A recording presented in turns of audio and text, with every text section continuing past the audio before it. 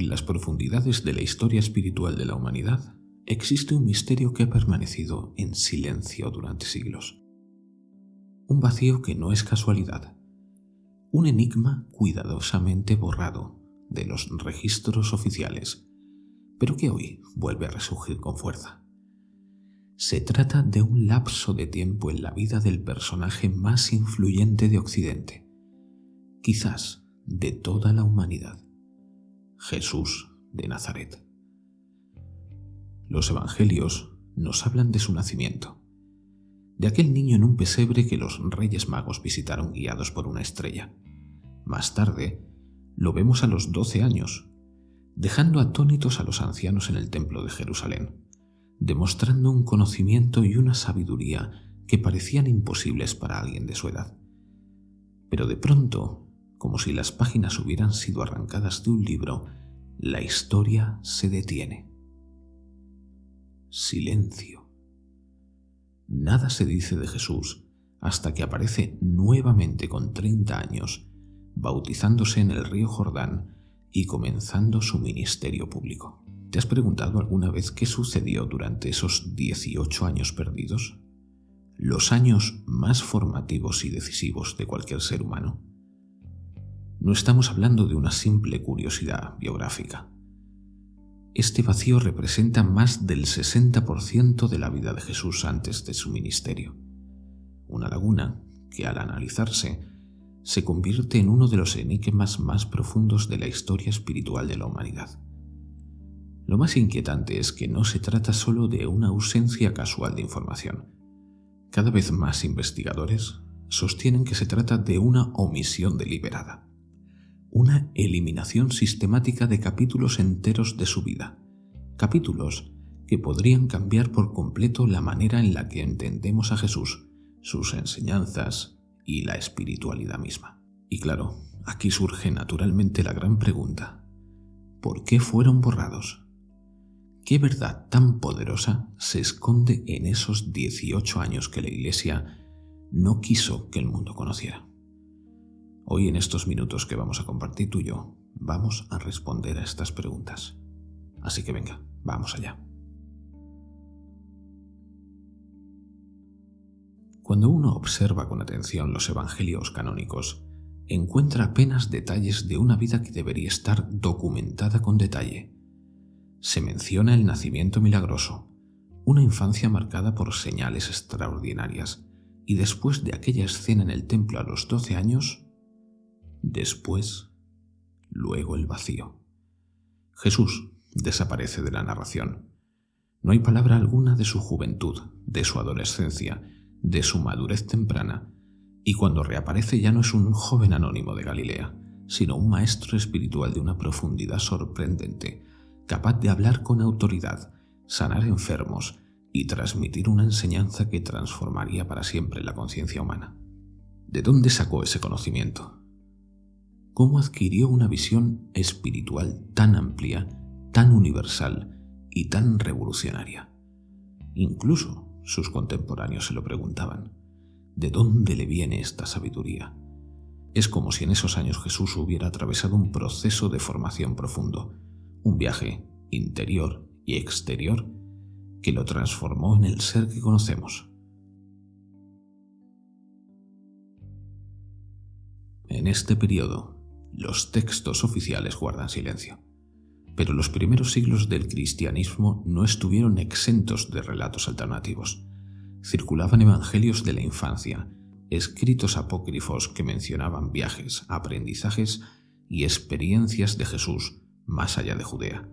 Se hablaba de un joven que viajó hacia Oriente, que entró en contacto con maestros de distintas tradiciones, que absorbió enseñanzas milenarias de la India, del Tíbet, de Persia y de Egipto. Sin embargo, todos estos textos fueron eliminados cuando la Iglesia definió el canon oficial en el Concilio de Nicea en el año 325. Así pasaron a ser considerados heréticos y con lo cual se ocultaron o se destruyeron. Y surge la duda inevitable: ¿por qué una institución que afirma custodiar la verdad habría de eliminar escritos sobre la vida de su propio fundador? La respuesta es inquietante, pero lógica. Un Jesús que hubiera estudiado con monjes budistas, que hubiera aprendido en templos hindúes, que hubiera sido iniciado en los misterios de Egipto, representaban un peligro para la narrativa que la Iglesia estaba construyendo. Un Jesús universal, conectado a tradiciones espirituales de todo el mundo, hubiera desafiado la idea de que el cristianismo era la única vía hacia la verdad.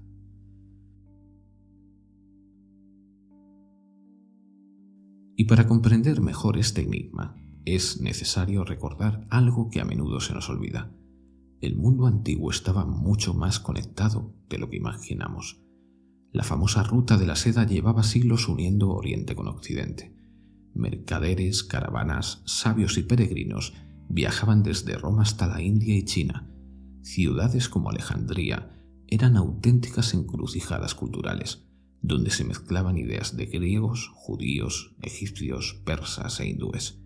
En este contexto, un joven judío inquieto y sediento de conocimiento espiritual tenía acceso a rutas establecidas que podían llevarlo muy lejos de Galilea. Y además, coincidió con la Pax Romana, un periodo de relativa paz en el imperio que permitió viajes más seguros y estables que en cualquier otro momento, siendo así las condiciones perfectas para que Jesús pudiera haber recorrido grandes distancias en busca de sabiduría.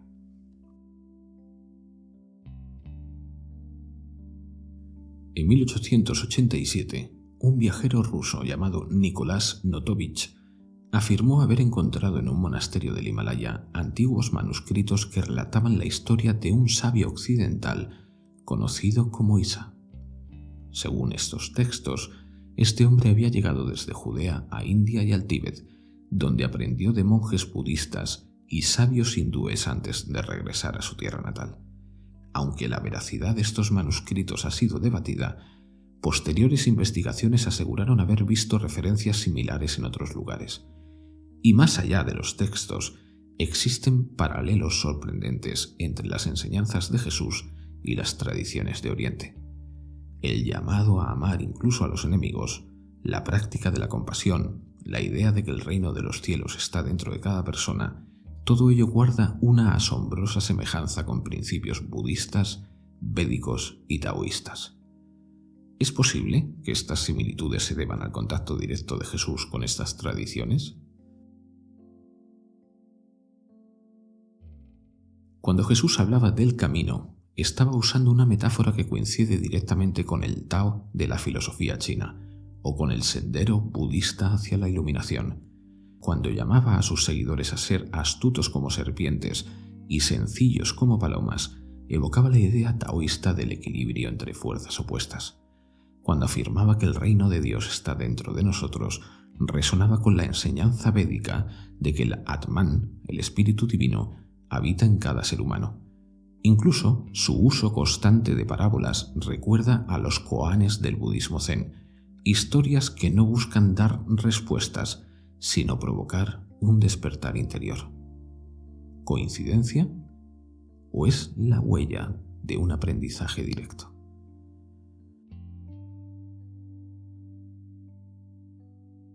Egipto, por su parte, también aparece como una pieza clave de este rompecabezas. Los evangelios mencionan que la familia de Jesús huyó allí cuando él era un niño para escapar de Herodes, pero nunca se nos dice qué ocurrió en ese tiempo. Egipto era entonces un centro de conocimiento esotérico milenario. Las escuelas de misterios guardaban tradiciones sobre la conciencia, la energía y la transformación espiritual. Alejandría albergaba la biblioteca más grande del mundo antiguo, un lugar donde convergían filosofía griega, sabiduría egipcia y misticismo oriental. ¿Podría haber recibido Jesús allí parte de la formación que después aplicaría en su ministerio? Su insistencia en el renacimiento espiritual, en la resurrección y en la vida eterna guarda paralelos claros con los misterios de Osiris. Incluso su célebre frase «Yo soy» resuena con las tradiciones egipcias sobre la conciencia eterna.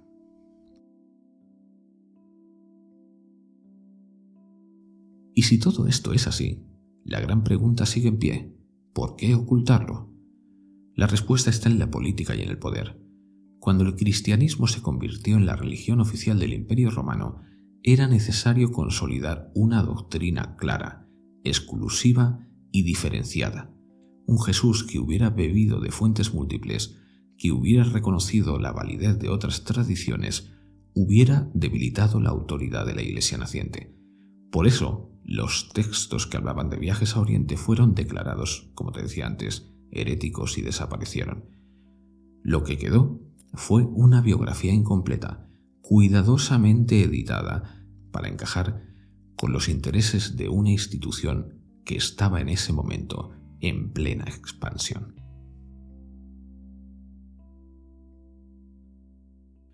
Pero hoy, con el acceso a documentos antiguos, conociendo mejor la interconexión del mundo antiguo y al comparar enseñanzas, podemos empezar a recuperar una visión más amplia. Un Jesús que no pertenece a una religión exclusiva, sino a la humanidad entera. Un maestro que no vino a dividir, sino a tender puentes entre culturas y tradiciones. Un viajero espiritual que descubrió principios universales y los transmitió en el lenguaje de su tiempo. Y aquí es donde todo cobra un nuevo sentido. Porque piensa esto por un momento.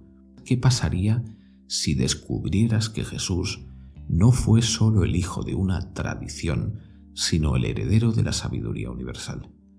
¿Qué significaría para ti que sus enseñanzas no fueran exclusivas, sino que reflejaran un camino común que conecta a todas las grandes tradiciones espirituales de la humanidad?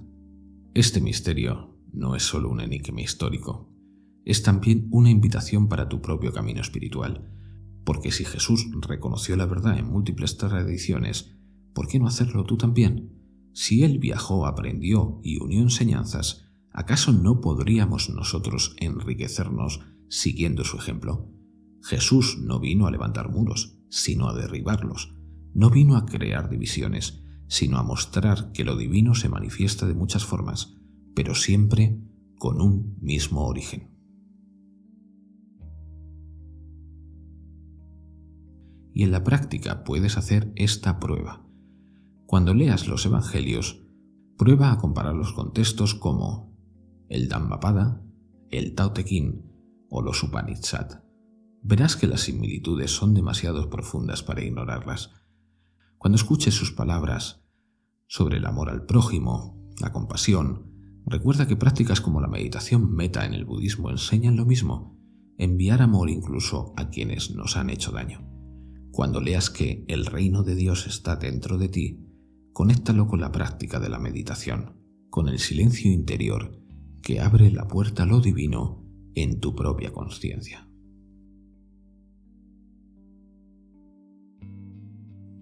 Los 18 años ocultos de Jesús no son simplemente un capítulo perdido de la historia, son la clave para entenderlo en toda su dimensión, no como fundador exclusivo de una religión, sino como un puente entre tradiciones, o si quieres así, como un maestro espiritual. Al recuperar este capítulo, recuperamos también la posibilidad de una espiritualidad sin fronteras, una espiritualidad que une, que integra, que reconoce que la verdad no está limitada a un solo camino, sino que brilla a través de todos.